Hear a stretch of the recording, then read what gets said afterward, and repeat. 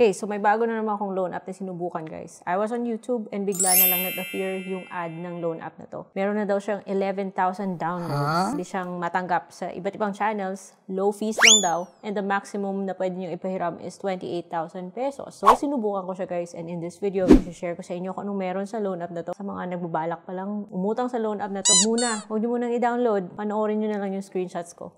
So, keep watching.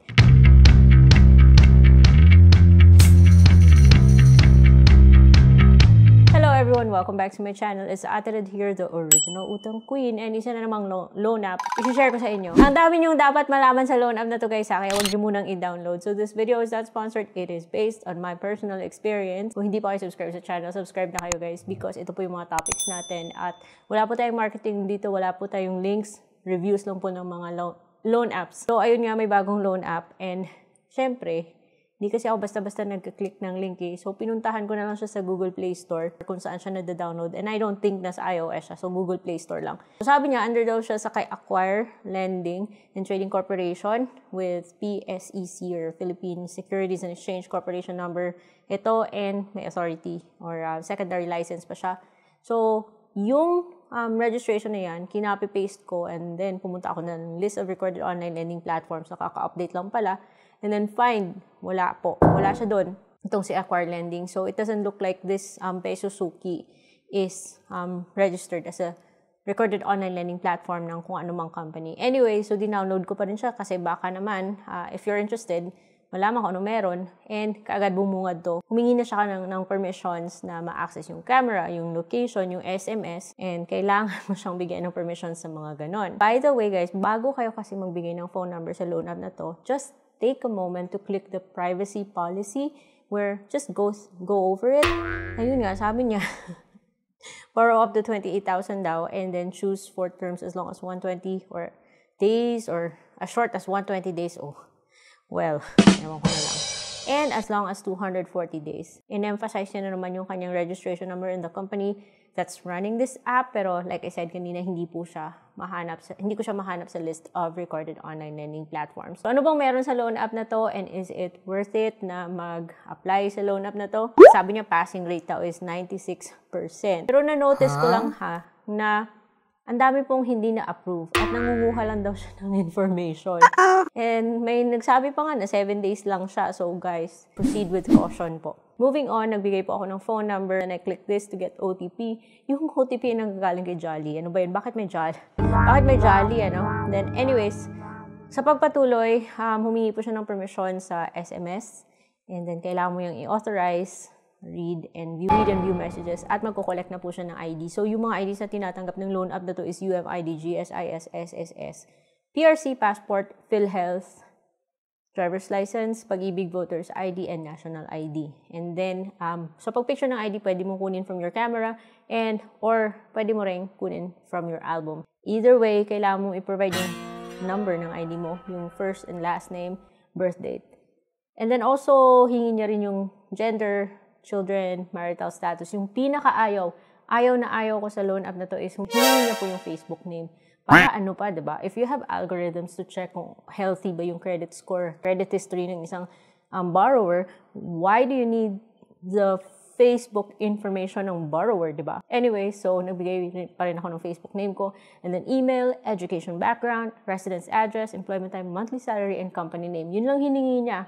Wala na siyang other questions pa. And next, pipili ka ng 4 na emergency contacts from your phone book. At sabi pa niya, please select your frequently contacted contact from your address book which will improve your credit limit. Okay, why? So, I did that as well, guys. And dito, ito, may mga na-notice ako sa kanya ha. Yung GCash, kung yun yung pipiliin mo as a payment method or disbursement channel, pwede mo siyang palitan. Pero kailangan mong mag-verify ng OTP. And I feel suspicious and worry sa mga ganitong style. And kung RD Pawn Shop naman, ang laking fee, 180 pesos po. And from experience na ha, usually pag may fees na ganun, or usually, kinakaltas nila yan sa proceeds. Kaya yun, medyo medyo parang taken aback na ako when I saw this. May other information pa siyang hihingin, guys. And GrabPay, hindi mo pwedeng palitan kung yun yung pipiliin mo.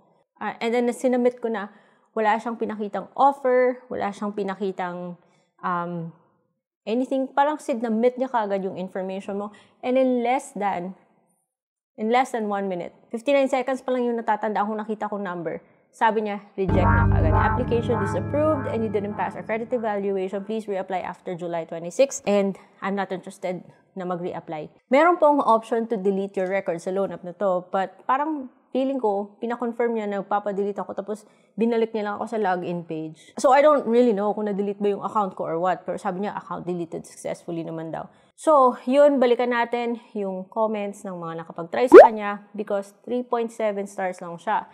And it means na may mga galit. Ito yung isang inconsistent dito kasi sabi niya 11,000 plus na daw yung nag-download sa kanya. Pero kung ando nga naman sa Google Play, hindi naman masyado ganun karami yung mga nagbigay sa kanya ng rating. Bali, 39 lang yung nagbigay sa kanya ng reviews. Summarize into 3.7 stars and not all of them are happy. So, it's a lie daw. Naniningil pa rin kahit na nagbayad na siya. At may nagsasabi pang waste of time, ending not approved. So, here's the bad news. Okay. I'm sorry na hindi po complete yung review natin because as you can see, na-reject ako. On the brighter side, I'm okay naman siguro na hindi ako na-approve because number one, wala po siya sa list of recorded online lending platforms. So this is more of a first impression, not a review. Hindi niya po pinakita, wala siyang pinakitang offer to give you an idea kung ano ba yung magiging breakdown ng fees or whatnot. Basta na lang niyang sinamit yung info mo for approval and that's it.